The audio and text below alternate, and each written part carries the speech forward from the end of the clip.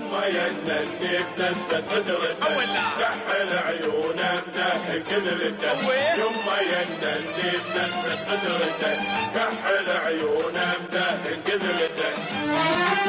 We think that when coming to a country like this, which is honestly different to ours, it's important to respect and embrace the culture. I think that's something important.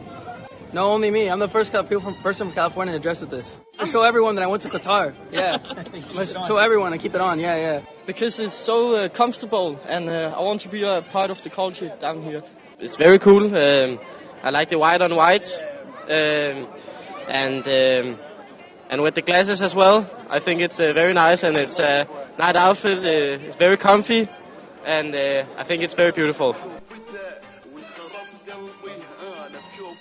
This is I found that 10 minutes ago around there, and this is very cool, so I decided to buy this. I want to experience your culture.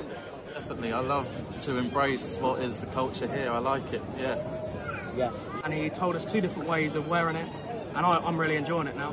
It's brilliant. Qatar, Aka. Agara, Kotura, this Russia. Yeah. Agara, Kotura, this Russia. Agara, Kotura, this Russia. Agara, Kotura, this Russia. Yes.